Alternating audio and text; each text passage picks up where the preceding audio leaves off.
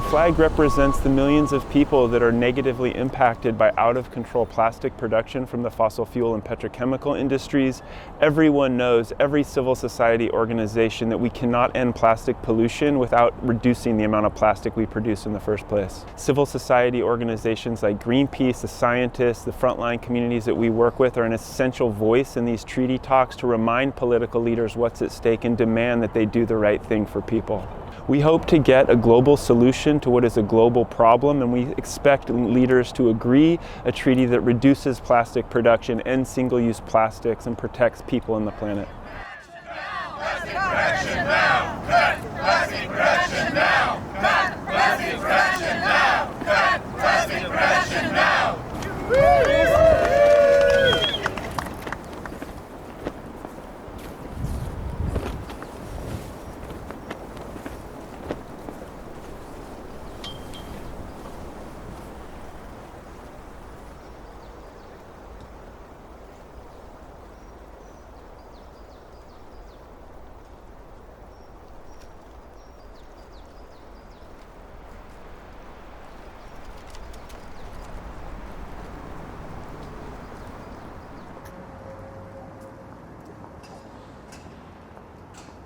When we started thinking about plastic as an issue, the first question people ask is, what is the science?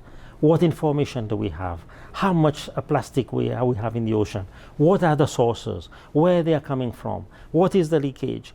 How much we are actually recycling? How much we are actually putting in landfills? How much is actually being transshipped around the world and being dumped? All this information was actually, collected in about 2 to 3 years. We actually had, reports on plastics. But I realized, after being in government for a while, that governments cannot do everything, because even though government has probably the right policies and the right agencies in place, it's limited in what kind of transformation they can do, especially when implementing sustainability approaches or environmental approaches. Non-state actors can really help us to achieve and really scale up some of the, and addressing some of the challenges we have, whether it's engaging with the community, whether it's addressing issues of unfairness or inequality. Non-state actors can play a very important role there. The Civil Society and Rights Holders Coalition, which is a very broad coalition of civil society organizations, rights holders, indigenous peoples, frontline communities, and we are all here together to get our common goal of a treaty that will end plastic pollution, starting with production and going right the way through the life cycle. NGOs, we play a really critical role in the process. We're of course observers and a bit of a watchdog during these negotiations, but also we provide really great insight and analysis across the spectrum, all NGOs. We're here to make sure that there is the right type of evidence, information coming into the process to help decision makers make informed policy decisions.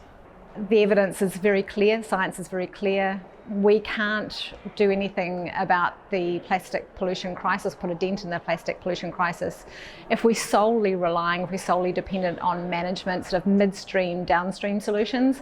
If we're really going to make a dent in the plastic pollution crisis, we have to focus on supply side. We have to reduce the overall amounts, the volumes of plastics we're producing globally, nationally, and that's going to require ambition and real political will from member states. Perhaps a challenge for us is to ensure that, again, the consensus on the best available independent science is heard by member states and getting that to the member states, whilst they're also hearing, I guess, messages, a bit of disinformation, misinformation from some of the industry scientists that we have here.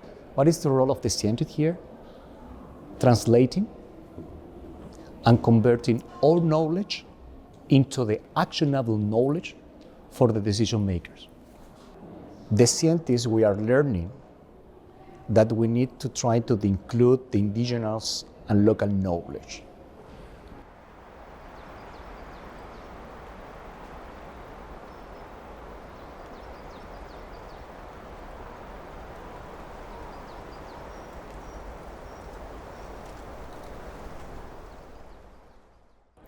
Well, we're dealing very specifically with industry.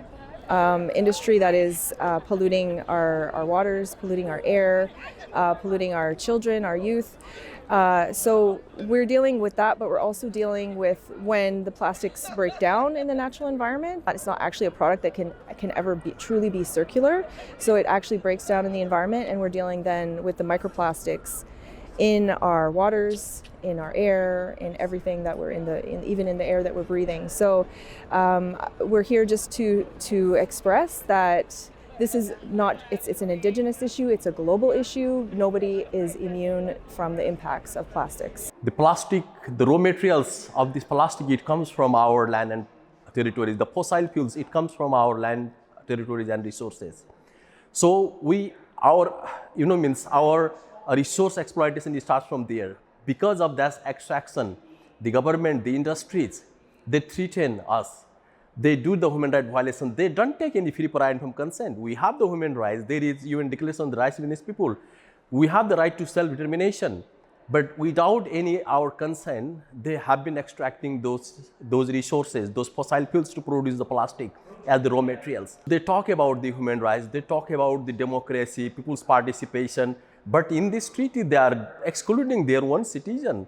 So here, as a non-state actors, we indigenous peoples, as the right holders, we are reminding them that you have to recall your communities, you have to recall your citizens, you have to recall your indigenous people who are the real good practitioners to deal with this challenging situation, to address the environmental crisis, not just only the plastic pollution. To us, critical is the water, the land, and the air, and the human beings that you are setting up in these sacrifice zones.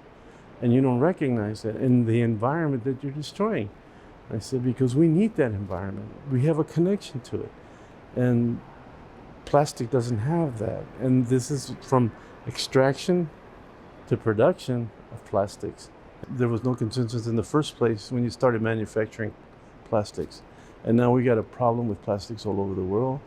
You know, the nanoplastics that everybody holds in their bodies, and it's an epidemic, and they don't want to look at it as being that bad, and they want to continue killing people, and that's what's happening. People are struggling and suffering because from extraction to production is nothing but a death cycle. Yeah, my community is in Louisiana. It's in St. John the Baptist Parish, which is an area between New Orleans and Baton Rouge. This area is, it's a beautiful area. My family has been there for over 300 years, some 10th generation in that community. But unfortunately, it's also known as Cancer Alley because of the numerous plants, petrochemical plants, that are are along the Mississippi River. So these plants are producing a lot of chemicals, a lot of toxins that's going into the air, into the water, into the land, and it's putting our community at risk for cancer and other ailments. Right now we are in a 97th percentile of cancer risk. Some areas in the parish are actually at the 99th percentile of cancer risk. That's the highest risk in the country. And it's really a major factor of that risk is coming from the chemicals that are used to produce plastic. All of those issues that intersect in dealing with communities and what happens to them that are near the fence line and near these industry types, we have a background in that. We are part of that. That's who we are. And Port Arthur is a very diverse community. And so being very diverse, you get a very diverse perspective on how each of those communities are affected by the industry. But what we notice mostly, because of the high level of industrialization from the fossil fuel industry, that Port Arthur also has a high level of pollution. It's one of, as the UN said, most polluted cities on the planet. And also, we are home to 2 cancer clusters, which means that there are high levels of cancer-causing chemicals that are in the air and in the environment in which we live. When we talk about waste management, you have to consider the life cycle of the waste that you're creating, that plastic. And it just doesn't begin when they make it in some place. It begins at the point of extraction, in West Texas in this case. The plastic waste from developed countries, like from the EU, from United States, from developed countries, being sent to developing country, not just Indonesia, Malaysia, Thailand, Philippines also. And we recycled their plastic waste, chopped into tiny pieces, releasing microplastic, being washed with river water and discharged the water without any treatment, polluting our river, being burned, of course damaging our health. As children, we are the most vulnerable group. In the environmental governance, young people has a very big role to play because they need to be part of the decision making, because the decisions that are made today by the outgoing generation, that's going to affect us tomorrow. We need to really celebrate multilateralism in this kind of space, and that's my suggestion to everybody, that we don't forget about other stakeholders when you're in the negotiation room.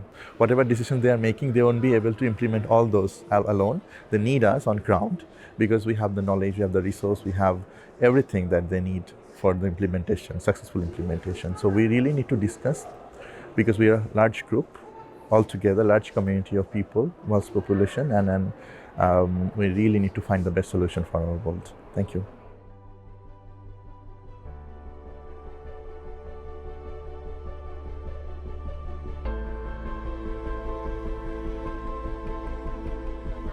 Sisters, it's going to be through love that this treaty and these negotiations, where we are vetting ourselves as Indigenous people, we come in peace, we come in prayer, we come in truth, we come in sovereignty.